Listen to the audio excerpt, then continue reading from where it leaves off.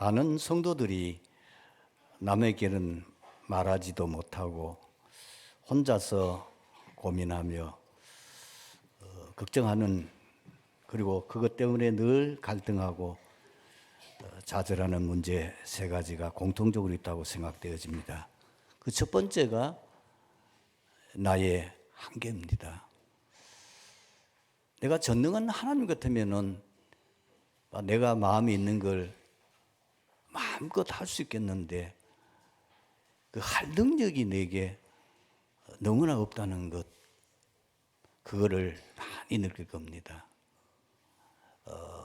IQ가 한 200만 된다면 참 좋겠는데, 또 IQ가 좋은 친구들, 천재라고 하는 이런 경우를 보게 되면은 이 사람은 한 번 보면은 사진이 찍힌대요. 이야, 참 10번, 20번 봐도 잊어버리고 또 잊어버리는데 어떻게 한 번 보고 그것이 딱 사진이 찍혀질까? 밤낮 없이 뛰어도 피곤치도 않고 건강하면 참 좋겠는데, 어떨 때는 하고 싶은 일이 너무 많잖아요. 그런데 도저히 내 체력이 따라주질 않아. 이런 것들이 한두 가지가 아니죠. 저는 이제 부러운 것 중 하나는 뭐냐면은 이 예능의 재능을 가지고 있는 성도를 보면은 저는 늘 부러워요. 왜냐하면 거기는 전혀 제가 능력이 없거든요. 피아노를 치는 정말로 감동적으로 이렇게 잘 치는 분, 그림을 정말로 그냥 대충 슬금슬금 그냥 슬쩍슬쩍 그리는 것 같은데 멋진 이 그림이 그려지는 이 친구 보면은 참 부럽다. 어떻게 저런 재능을 가지고 태어났을까? 이런 부러워하는 경우도 있습니다. 아마 다 있을 겁니다. 인간이 가지고 있는 한계. 그것 때문에 우리가 남에게 말을 못하고 혼자서 고민하고, 그것 때문에 우리가 좌절하고, 굉장히 그것 때문에 밤을 새워가면서 안타까울 때가 많이 있죠. 두 번째 고민이 뭐냐면 내 체질입니다. 구원받아서 하나님의 자녀 돼서 내 신분이 바뀌고 내 운명이 바뀌었다는데도 내 체질은 안 바뀌어요.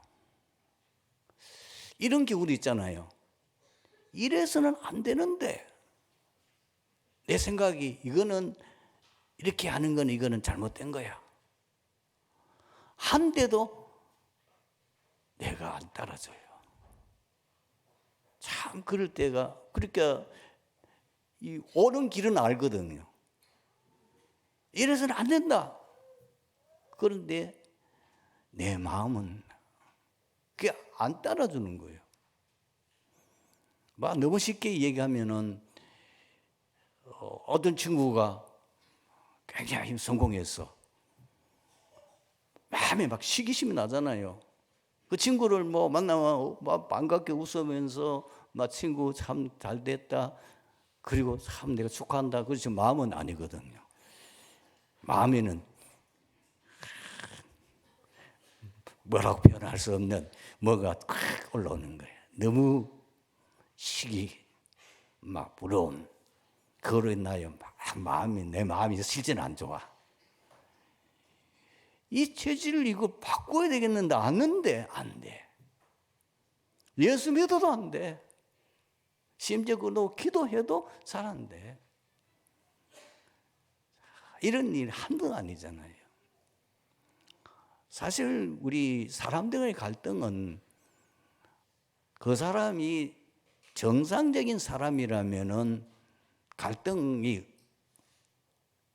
있는 이유를 알고 있고 자기가 가지고 있는 그 체질과 고집 때문에 상대방을 내가 수용하지 못하고, 그리고 내가 실제로는 그걸 수용하지 못하는 것 때문에, 그래서 안 된다는 건 아는데 안 돼. 체질. 그런가 하면 세상에 나가보면은 나보다 훌륭하고 똑똑한 사람 너무 많잖아요. 그것도 예수 안 믿는데. 예수 안 믿고 심지어 이상한 종교를 믿거나 혹은 내가 봐도 저거는 잘못된 거라고 생각하는데도 불구하고 너무너무 잘 되는 거예요. 세상은 사실 네피림이 장악하고 있거든요. 나는 예수 믿고 하나님의 자녀라고. 그리고 늘 하나님 앞에 바른 중심 가지고 하는데도 안 돼요. 세상이 참 가보면 만만치 않아. 참 나 이런 거 느끼는 거 아닙니까? 목표를 세우고 막 그걸로 기도하고 뭔가 내가 교회에서 이 중직자로서 내가 이렇게 응답받아가지고 내가 이렇게 헌신해야지 그런 마음 가지고 불같이 얻을 때 은혜 받고 하면 불같이 일어나잖아요. 일어나는데 세상은 그렇게 만만치 않아. 그러니 뭐 얻을 때는 너무 좌절되는 거예요. 얻을 때는 너무 불신하게 내 마음속에 막 자리 잡는 거예요. 이걸 어떻게 해결하느냐. 아마 이 세 가지 문제 여러분 고민은 공통적으로 가지고 있다고 하거든요. 자기의 한계, 자기가 가지고 있는 그 못된 체질. 세상 나가보니까 만만치 않고 세상을 이길 수가 없어요. 세상 예피림을 이길 수가 없어. 얼마나 좌절과 낙심 속에 빠집니까? 성경을 가만히 보니까 역사적인 인물을 보니까 그 한계를 뛰어넘은 사람들이 있다고 말이야. 도대체 저 사람들은 어떻게 저럴까 하면 누구지? 요셉. 요셉은 노예로 팔려가지고 나중에 뭐죠? 그 이집트 그 당시에 최강대국인 그 나라의 총리가 돼요. 전 세계를 좌지우지할 왕이 아예 얘기했잖아요. 네가 너보다 높은 거는 이 자리뿐이다. 네가 마음대로 해라. 전 세계를 자기 마음대로 움직일 수 있는 또 누굽니까? 목동이었던 다윗입니다. 그런데 나중에 그가 이스라엘의 최고가는 왕이 돼요. 그리고 전 세계를 호령할 만한 그런 왕이에요. 모든 이스라엘 백성들이 존경하고 지금도 이스라엘 백성들이 존경하는 왕이. 다 다윗과 같은 거예요. 지금 이스라엘 백성에게 거기에 국기가 뭐예요? 다윗의 별이잖아요. 목동이었는데 어떻게 그렇게 될 수 있냐는 거예요. 성경에만 그런 게 아니에요. 참 우리가 봤을 때는 도무지 이해 안 되는 인물들이 시대에 큰 영향을 끼친 경우가 있어요. 무디, 대표적인 인물이에요. 사실 무디는 초등학교 겨우 졸업도 못했거든. 너무 무식한 사람이에요. 근데 한 시대를 호령하고 한 시대 세계 복음화에 귀하게 쓰임받는 인물이 되었어요. 존 워먼 웨이커 여러분 책을 읽어보세요. 그러면 알겠습니다만 존 워먼 웨이커는 정말로 가난한 집에 태어났어요. 근데 너무 가난하니까 도시에 가서 점원으로 이제 시작을 하잖아요. 사원이지. 그 말하면 진부를 하는 아이잖아요.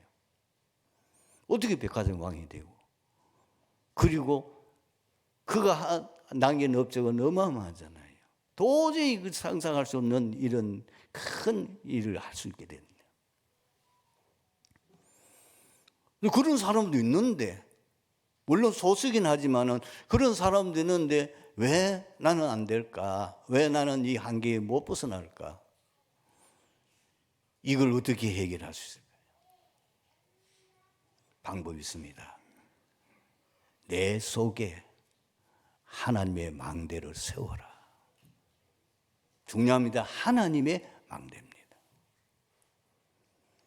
바로 왕이 이 요셉을 보고 만났을 때 뭐라고 말했습니까? 고백했습니까? 너처럼 여호와의 신에 감동된 사람을 어찌 찾을 수 있으리요? 요셉 속에 하나님의 망대가 세워진 거예요. 다윗도 마찬가지죠. 사무엘로부터 기름 부음 받고 난 후에 그때부터 물론 그 전에도 이미 이 다윗은 하나님의 많은 은혜와 그리고 하나님의 능력이 역사했지만은 거기에 특별히 약속을 이 사무엘이 다윗의 머리에 기름을 붓고 난 이후에 성경은 분명히 어떻게 기록되어 있습니까? 사무엘상 16장 13절에 여호와의 신에 크게 감동되니라. 저는 존 원함의 그 책을 읽는 순간에 알았어요. 이거구나. 하나님께서 전혀 학교에서 배우거나 혹은 자기가 연구를 해서 무슨 경제, 경영의 박사학이나 무슨 굉장한 지식이 아닌데 하나님이 뭘 주느냐면은 이 원함의 그가 아침에 이제 기도하잖아요. 기도하는 사람이니까. 아침에 기도하면은 사업에 대한 아이디어를 막 주시는 거예요. 그걸 기록을 해가지고 그걸 그대로 적용시키면 대박이 터지는 거예요. 특히 그가 최신부 장관 되었을 때에 완전히 미국의 최신부 행정을 싹 바꿔버렸어요. 그런데 그 아이디어, 그 앞에는 존 너나 메키보다도 훨씬 더 똑똑하고 그리고 능력 가지고 머리 좋고 천재적인 재능을 가진 사람들이 장관 했을 거 아니에요. 장관은 아무나 되는 게 아니잖아요. 그런데 그 장관들이 하지 못하는 이 최신부 행정을 완전히 뒤집어 버리는, 하나님이 이 최신부 장관 되니까 그에게 이 최신부 말하자면 이 모든 이 시스템을 바꾸는 지혜를 막 주시는 거예요. 그대로 시잖아요. 하나님이 망대가 내 있어야 돼요. 하나님의 망대가 아니고는, 내 속에 하나님의 망대가 아니고는 지금 여러분이 고민하는 그 세 가지 공통적인 그 고민은 절대로 해결이 안 됩니다. 어떤 망대를 세워야 되느냐? 너무나 잘 아는 거예요. 복음의 망대가 내 안에 세워져야 돼요.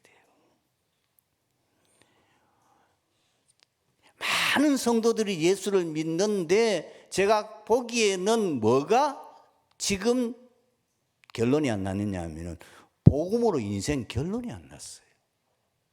하도 많이 들어가지고 이 얘기는 잘하는데 내가 가만히 이 사람을 보니까 정말 이 사람이 복음을 자기 인생의 결론으로 믿느냐? 아니에요.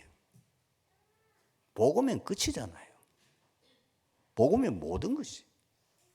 그 복음은 충분하고 완전하고 모든 것이 하나님 인생 문제 해답을 오직 복음을 통해서 주셨다고 하는 그 사실을 깨달은 이 바울이 어떻게 고백했지요? 골로새서 2장 3절에 그 그리스도 안에 모든 지혜 지식의 보화가 감추어져 있다. 다 있다. 그래서 그가 고백한 것이 빌립보서 3장입니다. 빌립보서 3장 앞에 1절에서 6절까지는 자기 과거의 그 화려한 자기 인생 이력서를 얘기했어요. 그러면서 뭐라고 하냐? 내가 이것을 다 뺏어먹는 것 같이 여긴다. 내가 오히려 이것을 해로 여긴다. 왜? 그리스도를 만나고 다니기 쓰레기라. 그게 자기가 자랑하고 모든 사람들 부러워하는 그것이 쓰레기라. 그리스도를 아는 지식이 가장 고상합니다. 그때부터 바울은 인생이 완전히 뒤집어져요. 내가 그리스도와 함께 십자가에 못 박혔나니 그런즉 이들은 내가 산 것이 아니요 내 안에 그리스도께서 사신 것이라.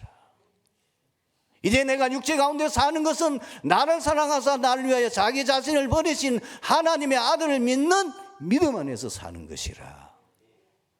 완전히 인생 바뀌어. 그때부터 바울은 오직 그리스도만 말하고 그리스도만 자랑하고. 왜? 그것이 하나님의 해답이 많았습니다. 인생 문제는 그리스도로만 해결될 수 있다는 걸 아는 게 아니고 체험해버렸어요.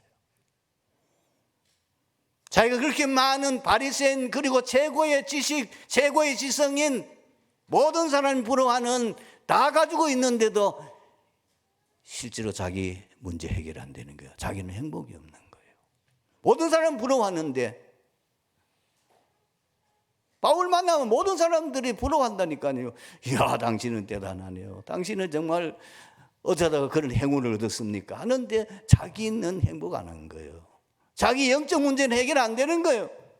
다 가지고 있는데도 안 돼. 바리새인은 보통 사람이 아닙니다. 바리새인을 되기 위해서 얼마만큼 신앙에 강한 훈련을 했습니까? 해결 안 돼요. 그리스도 만나는 순간에 해결돼 버렸어요. 이 복음만 누리면 돼요. 이 복음의 왕대가 내 안에 세워져야 돼. 세워진 사람은 달라요. 세워지면 어떻게 되죠? 이제는 내 한계 걱정 안 해요. 내 한계가 상관없어요. 하나님은 이미 그걸 초월해 역사하시. 내 체질 치유돼 버려요. 이제는 모든 거 수용할 수 있어요. 모든 거 이제는 내가 이해할 수 있어요. 왜? 복음이 내 체질을 이제는 능가해 버리니까. 두 번째는 뭐냐? 기도의 망대가 내 안에 세워져야 돼. 이 기도는 인간의 모든 한계를 초월하는 비밀이에요. 운명을 초월하는 비밀이에요. 그 기도 속에는 성삼위 하나님의 능력이 함께하니까, 기도할 때마다 성삼위 하나님의 능력이 역사하니까 내 한계 그리고 내 운명 초월할 수밖에 없죠. 그리고 그 능력은 세상 썸있다고는 상대가 안 돼요. 세상 초월할 수 있는 거예요. 왜? 성삼위 하나님이 기도할 때마다 역사하는데, 그리고 보좌의 축복이 계속 임하는데, 시공을 초월하는 역사가 일어나는데, 삶 전무 후무의 역사가 일어나는데, 놀라운게도 가는 곳마다 흑암 세력이 결박되어지며 하나님의 나라가 계속 임하는데, 이게 기도의 망대가 세워진 자의 모습입니다. 상상을 초월하는 일이 계속 일어나는 거예요. 세 번째는 뭐냐? 전도의 망대를 세우는 겁니다. 이제 인생관이 바뀌어버려요. 뭐가 보이느냐? 이 세상에서 가장 가치 있는 일, 가치 있는 삶이 영혼 구원하는 게다. 그전에는 자기가 세상에 출세하는 것, 그게 인생의 목표였어요. 잘 먹고 잘 살고 바벨탑을 쌓는 것, 그것 인생의 목표였는데, 그것이 보잘것없다는 것, 그것이 그야말로 하잘것없다는 것, 왜? 다 지나가는 거예요. 이제 세계 역사가 보여요. 그렇게 세상에서 성공했고, 그리고 영웅이라는 사람들의 그 인생이 보이는 거예요. 그렇게 한때 세상을 지배하고 호령하던 그 징기스칸, 그리고 그 나폴레옹, 그들의 마지막 인생이 비참하게 끝났다는 것. 이제 세상 영웅들의 허상이 보이는 거예요. 아무것도 아니구나. 그 인생이 쓰잘데없는 거구나. 그거 가지고는 내 영혼도 구원 못해. 그러는 거예요. 그 세상의 성공은 세상 사람들이 부러워하는 그걸 다 가졌는데, 그것 가지고는 구원받을 수 없어요. 그리스도 아니면 절대로 구원받을 수 없어요. 이 복음의 비밀, 이 비밀 아니고는 안 돼. 그래서 이 가치는, 오직 가치 있는 거는 영원한 가치, 영원히 없어지는 가치, 그리고 나중에 하늘에 상급받는 그 모든 비밀이 전도와 선교에 있다는 걸 딱 깨달아요. 그러니까 인생관이 바뀌어. 바울이 그리스도 만난 뒤에 완전히 인생관이 바뀌잖아요. 어느 정도였습니까? 옛날 바울을 알던 사람들이 미쳤다 그랬어요. 네 많은 학문이 너를 미치게 한다. 누가 한 얘기입니까? 총독이 한 말이에요. 바울의 변화된 모습을 보고 아니라고 그랬어요. 내가 묶인 것 외에는 각하도 내처럼 되기를 원하나이다. 이제 완전히 인생관이 바뀌어. 본문은 예수님과 나다나엘 만남을 기록한 것입니다. 예수님의 부르심을 받아 예수님의 제자된 빌립이 평소에 잘 알고 있는 가나 출신 나다나엘을 찾아가서 예수가 그리스도이심을 증거했습니다. 빌립이 나다나엘에게 찾아가 이르되 모세가 율법에 기록하였고 여러 선지자가 기록한 그 일을 우리가 만났으니 요셉의 아들 나사렛 예수니라. 이때에 나다나엘이 나사렛에서 무슨 선한 것이 날 수 있느냐고 반문하면서 이 빌립의 증거를 거부했습니다. 그러나 나다나엘이 예수님을 만남으로써 마침내 예수님을 하나님의 아들이시오 이스라엘의 임금이심을 고백하였습니다. 본문에 기록된 예수님은 어떤 분이십니까? 세 가지. 우리는 여기서 중요한 답을 얻어내기로 첫 번째가 뭐지요? 이 예수님은 전지하신 하나님이다. 왜 이런 고백할 수밖에 없습니까? 오늘 47절은 예수님이 나다나엘을 만났을 때 한 말입니다. 그게 어떻게 기록되어 있습니까? 예수께서 나다나엘이 자기에게 오는 것을 보시고 그를 가리켜 이르시되 보라 이는 참 이스라엘 사람이라 그 속에 간사한 것이 없도다. 다 알아봐버린 거예요. 나다나엘을 만나는 순간에 그를 다 알아버려요. 왜? 그분은 전지하신 하나님이시니까. 여러분 시편 139편 1절에서 4절을 보면은 거기에 시편 기자가 이렇게 기록하고 있습니다. 여호와여 주께서 나를 살펴보셨으므로 나를 아시나이다. 주께서 나를 안고 서심을 아시고 멀리서도 나의 생각을 밝히 아시오며 나의 모든 길과 내가 눕는 것을 살펴보셨으므로 나의 모든 행위를 익히 아시오니 여호와여 나의 말을 알지 못하심이 하나도 없으시니이다. 여러분 하나님은 여러분의 사정을 다 알고 계세요. 하나님은 여러분의 형편을 알고 계세요. 아무리 한 입을 덮고 자는 부부라도 절대로 내 속 깊은 것은 알지 못해요. 알 수가 없어요. 왜냐하면 한 몸이라 하지만은 그 사람은 내가 아니니까. 그래서 부부싸움 하지 마세요. 그 정상이에요. 부부싸움 하지 마세요.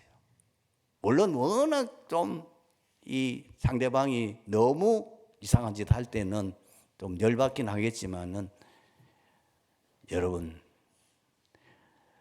아무리 내 부부요 가까운 사이라도 내 속 내용을 알 수가 없어요. 말해도 알아듣지를 못해요. 그걸 이해하셔야 돼요. 그러면 끝나는 거예요. 여러분 상대방이 지금 남편이 뭘 고민하는지 사실 말하기보다도 말하는 것이 안 하는 게 더 많아요. 특히나 개인적인 자기의 내면에 일어나는 문제라든지 어떤 그 갈등은 말해봐도 도와줄 수도 없어요. 알 수도 없어. 그러면 어떻게 합니까? 상대방이 나를 못 알아준다고 섭섭해하고 그것서 싸움 붙이면은 아무 소용, 싸움한다고 해결돼 안 돼요. 방법이 있습니다. 뭐죠? 빌립보서 4장 6절 7절입니다. 아무것도 염려하지 말고 오직 기도와 간구로 너희 구할 것을 감사함으로 하나님께 아뢰라. 그래 모든 지각의 때는 하나님 평강이 너희 마음과 생각을 지키시리라. 기다려요. 기도하고 기다림. 하나님이 정확한 시간표에 따라서 인도하십니다. 하나님만이 여러분의 모든 사정을 알고 여러분을 이해하고 여러분을 진짜 도울 수가 있어요. 왜? 하나님 내 사정을 다 아니까. 나다나엘을 만나는 순간에 예수님이 나다나엘을 단번에 다 알아봐 버렸어요. 완전히 나다나엘과 무릎 꿇어 버리잖아요. 그래서 항상 여러분들이 기억하십시오. 하나님 알아주시면 돼요. 하나님께만 여러분들이 인정받는 거. 그럼 어떻게 하면 됩니까? 세 가지를 항상 기억하고 실천하는데, 과거는 전부 발판이라서. 여러분의 상처 발판이에요. 여러분의 약한 부분 그것도 발판으로 삼아야 돼요. 여러분 과거에 경험했던 좋은 경험, 나쁜 경험 전부 다 발판이에요. 그렇게 하지 않으면은 과거는 여러분을 굉장히 어렵게 만듭니다. 그러면 지금 어떻게 됐냐? 지금은 내가 처해진 여기서 최선, 최적, 최고 선택하며 어느 것이 바른 것인지 분별하고 그것에 집중하는 겁니다.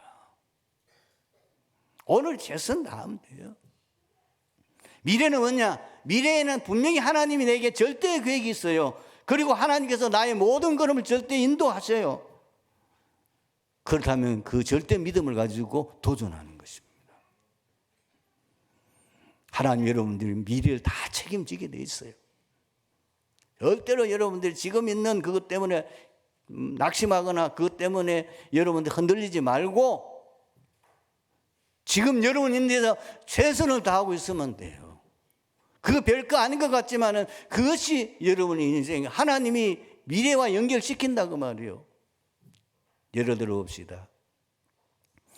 요셉은 보디발의 집에 갔을 때에 노예로 최선을 다했어요. 끝이에요. 하나님이 어떻게 하셨습니까? 그걸 전부 다 축복을 바꾸잖아요.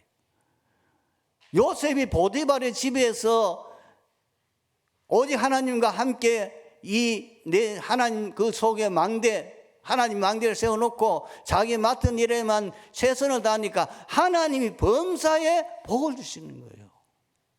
다른 사람들이 보고 놀랄 정도로 역사가 일어난다 그 말이에요.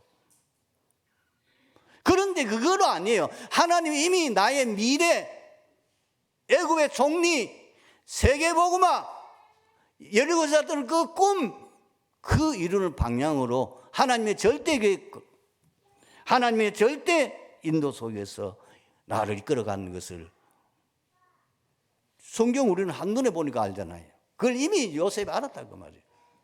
우리는 어디 가면 절대 믿음을 가지고 도전하는 것입니다. 두 번째는 지금 예수님은 어떤 분이십니까? 사람의 중심을 보시는 하나님이세요. 다시 오늘 본문 이 7절 보십시오. 완전히 나다나엘이 무릎 꿇을 수밖에 없어요. 한 번도 만난 적이 없고 정보도 없는 이 나다나엘의 모습을 보는 순간에 나다나엘의 그 중심을 깨뚫어 봐버리는 거예요. 사무엘상 16장 7절에 보면 그 배경을 여러분 아시죠? 지금 하나님께서 사무엘을 이 이새의 집에 보내서 그 중에 이 나라의 왕이 될 사람이 있으니까 내가 지시하는 그 아들에게 기름 부어서 왕으로 세우라고 했어요. 이 사무엘이 갈 때에는 아마 굉장히 좀 부담도 됐고, 왜냐하면 사울이 알면은 죽이려고 할 테니까. 그리고 과연 이 베들레헴이라는 이 산골짜기에 무슨 왕이 될 만한 인물이 있겠느냐. 그런 반신반의하면서 이제 이새의 집을 찾아갔습니다. 가니까 이미 연락을 했기 때문에 이새가 자기 자녀들을 다 불러 모아놨어요. 그런데 이 사무엘이 이새의 맏아들 엘리압을 보는 순간에 자기의 그 걱정이 사라진 거예요. 왜냐하면 키도 크고 너무 준수하고 너무 멋있게 생긴. 그 마음에 어떤 생각합니까? 하나님이 이러니까 이런 인물이 있으니까, 앞으로 이 나라의 왕이 될 만한 그런 굉장한 인물이 있으니까 나를 보내셨구나, 이렇게 생각하고 자기는 이미 점 찍었다니까요. 저 맏아들 엘리압. 그런데 하나님 뭐라고 그러지요? 거기 성경에 기록되어 있어요. 아니다, 내가 이미 그를 버렸노라. 그러면서 내가 보는 것은 사람과 같지 아니하니 사람은 외모를 보는 거니와 나 여호와는 중심을 보느니라. 왜 이새의 아들 다윗이 하나님 앞에 쓰임 받을 수밖에 없느냐? 거기에 기록되어 있어요. 어디요? 사도행전 13장 22절에 내가 이새의 아들 다윗을 만나니 내 마음에 맞는 사람이라 내 뜻을 다 이루리라 하시더니, 바른 중심을 가진 자는 하나님 아십니다. 성도 여러분, 절대로 세상 보고 속지 마세요. 세상에는 겉모술수고 속이고 자기 어떤 뭘 통해서 출세하고 한 것 그거 보고 상처받지 마세요. 그거 보고 부러워하지 마세요. 우리는 하나님을 믿는 하나님의 사람이에요. 하나님은 우리 사정 다 알아요. 하나님은 우리의 중심을 보세요. 하나님 바른 중심 가진 자를 분명히 아시고 응답하시고 도우시고 쓰시는 거예요. 이 나다나엘이 누구냐? 사실 성경에는 요금에 기록되어 있고, 이 사람이 과연 예수님의 12제자 가운데 들었느냐?